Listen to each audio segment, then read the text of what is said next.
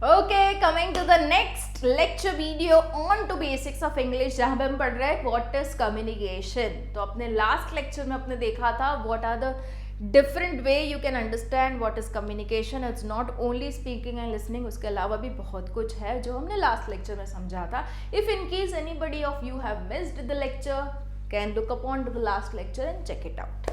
ठीक है, अभी आज के लेक्चर में हम देखेंगे what are the levels of communication, किस लेवल पे कम्युनिकेशन होता है और उसको कहते क्या हैं।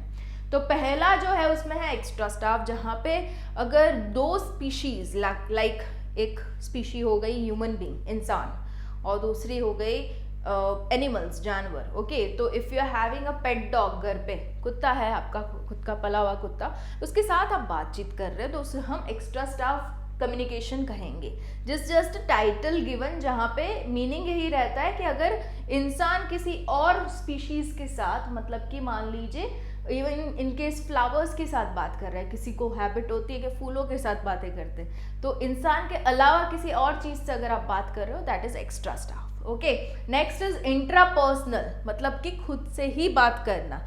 ये भी काफ़ी लोग करते हैं। मान लीजिए आपकी एग्जाम है, आप खुद को ही बूस्ट अप करो, yes I can do it, मेरे से हो जाएगा, मैं फोड़ दूंगा। ये सारी चीज़ें आप अपने आप को कहते हो before the exam, before any competition, before any racing.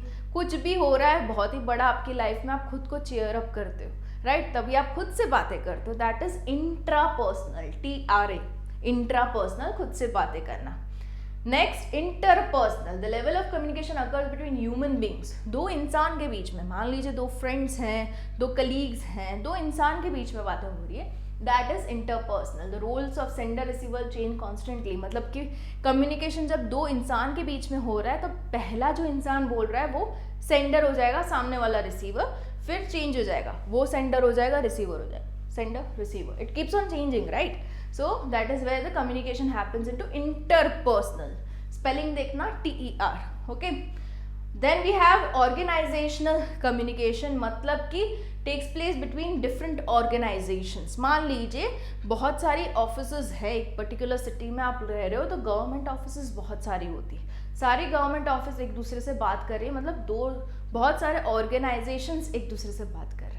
This just an example I am giving, उसको कहेंगे हम organizational communication. Okay, network of communications में वेरी, मतलब कि आप बैठ के भी बात कर सकते हो सभी के हेड के साथ, मेल भी कर सकते हो, ठीक है? तो इंटरनली बात होती है मेल में, तो that is organizational communication. Mass communication, बहुत सारे इंसान के साथ अगर कोई बात कर रहा है, मान लीजिए कोई कॉन्फ्रेंस है, कोई सेमिनार है, कोई स्टेज पे बोल रहा है, लाइक अभी भी this could be a mass communication. I am delivering a video जहाँ पे बहुत सारे इंसान, आप स्टूडेंट सुनोगे मेरा वीडियो, बेसिक इंग्लिश सीखोगे मेरे साथ। ओके, तो I am having a mass communication happening. Okay, even political leaders जो कि अभी इलेक्शन आने को है, वो स्टेज पे खड़े रह के बहुत सारी प्रोमिसेस देंगे, अगेन अ मास कम्युनिकेशन। ठीक है, then we have verbal and non-verbal communication. Now this is something to be really understood. Verbal मतलब कि आप words को use करते हुए communicate कर रहे हो, शब्द use कर रहे हो। Non-verbal मतलब कि बिना शब्दों को use किए हुए, you are not using any words, still you are communicating, is non-verbal communication. ठीक है, now into verbal communication words are used. Okay, उससे हम ओरल कम्युनिकेशन भी कह सकते हैं, ओरल इज द वर्ड। ठीक है, अभी कुछ चीज़ें आपको नॉन वर्बल में समझना ज़रूरी है, कुछ टर्म्स है जो कि आपको समझना ज़रूरी है, क्योंकि नॉन वर्बल में आप बिल्कुल भी वर्ड्स को यूज़ नहीं कर रहे, तो किस तरीके से आप कम्युनिकेट कर रहे हो। ठीक है, तो उसमें पहला जो टर्म है kinesics, means you are using your body language. Okay, movements of body आपको हेल्प करते हैं कन्वे करने के लिए, कम्युनिकेट करने के लिए। Okay, so that is what is kinesics. Movement of our body conveys many different and specific meanings. Like अगर इसमें भी आपको एग्जाम्पल दूँ तो काइनेसिस में क्या आ जाता है, फेशियल एक्सप्रेशन, मतलब किसी ने कुछ कहा and if you have given a look like this, मतलब उसको पता चल जाएगा आपको ये बात पसंद नहीं है, आप शायद से गुस्सा हो, इरिटेट हुए या फ्रस्ट्रेट हुए हो, पता चल जाएगा। किसी ने कुछ कहा और आपने रिएक्शन दिया, मतलब क्या बहुत ही सरप्राइज हो, बहुत ही हैप्पी हो, किसी चीज़ से बहुत ही खुश हो। This are the facial expressions जिसे हम कहेंगे काइनेसिस। ठीक है। उसके अलावा if you are using a hand movement, like बच्चों को अगर ये दिखाओगे तो समझ जाएगा इससे या अपने जो बच्चे ने वो जो चीज़ की है वो ठीक नहीं है, उसको मार भी पड़ सकती है, ठीक है। तो this are the hand movements. उसके अलावा भी दूसरे हैंड मूवमेंट्स हो सकते हैं, लाइक क्या, अगर आप किसी को पूछना चाहते हो, मेरे को समझ में नहीं आया तो आप पूछते हो, right, you do like this, indicates क्या, ओके।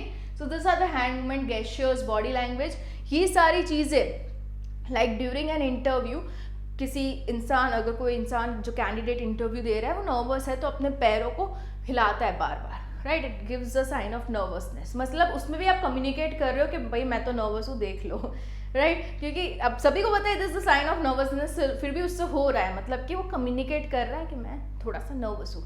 इवन किसी इंसान को पेन घुमाने की आदत होती है during the interview, again a sign of nervousness, right. So this is all kinesics, it's all about body movements, okay. Direct eye contact with audience is essential for the speaker. The major barrier, देखो अभी इसमें भी part of body is use, that is the eyes. अगर आप किसी इंसान के साथ बातें कर रहे हो, उसके साथ अपना आई कांटेक्ट नहीं रखे, मतलब कि आप अपने थॉट्स से शायद क्लियर नहीं हो, कॉन्फिडेंट नहीं हो, आप खुद को बहुत नर्वस फील कर रहे हो, या तो आप किसी बात से शर्मिंदा हो, राइट, तभी जाके आई कांटेक्ट नहीं हो पाता। So this is again a part of kinesics because a body part is again used, that is eyes, okay. So ये सारी चीज़ें काइनेसिस में आप पढ़ते हो। देन प्रॉक्सिमिक्स, मतलब कि डिस्टेंस, ओके। इसमें आते हैं कुछ intimate distance, personal, social, public, मतलब आप कितने एरिया में रह करके कम्युनिकेट कर रहे हो। अगर हस्बैंड वाइफ है तो ऑब्वियस है ज़्यादा क्लोज रह के भी बात करते ही हैं वो लोग फ्रीक्वेंट बेसिस पे, मम्मी या बच्चा भी काफ़ी क्लोज रह के बात करता है, राइट। तो that comes into intimate distance, जो कि रहता है 18 इंच से कम, ओके, बहुत ही क्लोज। पर्सनल डिस्टेंस थोड़ा सा दूर, like 18 inch to 5 feet. Social distance, public distance, ये मतलब है प्रॉक्सिमिक्स, जो कि डिस्टेंस की बात करता है इनटू कम्युनिकेशन। अगर मैं पब्लिक डिस्टेंस की बात करूँ तो कौन सा कम्युनिकेशन आ जाएगा उसमें, मास कम्युनिकेशन, जो कि हमने एग्जाम्पल लिए थे कॉन्फ्रेंस के, सेमिनार के, पॉलिटिकल लीडर्स जो स्टेज पे खड़े रह के बोलते हैं, तो वो सारे सब पब्लिक डिस्टेंस में आ जाएंगे, राइट। सोशल डिस्टेंस मतलब कि मान लीजिए सोसाइटी की मीटिंग हो रही है, ओके, तो थोड़े थोड़े डिस्टेंस पे सब बैठते हैं, दैट इज सोशल डिस्टेंस। तो हर एक का एग्जाम्पल बैठता है where in you study the proxemics, that is distance के बेसिस पे communication, okay. Then we have chronemics, deals with times, pauses. अभी देखो जो भी मोटिवेशनल स्पीकर रहते हैं ना, वो कोई बड़ी सी अगर लाइन बोल दी, ओके, जो जिनको वो ऑडियंस को मोटिवेट कर रहे हैं, तो वो सोचने पे मजबूर हो जाए कि ये लाइन में क्या डेप्थ थी, क्या समझाना चाहते थे वो, राइट। तो उसके लिए वो थोड़ा सा पॉज लेते हैं to let the audience think, okay. तो that pauses, that time taken is chronemics. उसका एक साइंटिफिक टर्म है जिसे हम कहते हैं क्रोनेमिक्स, जिसका मतलब है बातचीत करते वक्त थोड़ा सा टाइम लेना, थोड़ा सा पॉज लेना, ठीक है, थोड़े से स्टॉप्स लेना, is all chronemics, okay. So ये चीज़ें भी आती है कम्युनिकेशन में। नॉन वर्बल कम्युनिकेशन हो गया, इसमें मतलब आप कम्युनिकेट भी कर रहे हो, मतलब आप कह रहे हो ऑडियंस को थोड़ा सोचो इस बारे में, without using words, that is by taking pauses, okay, chronemics. Then we have para language, deals with vocal qualities like volume.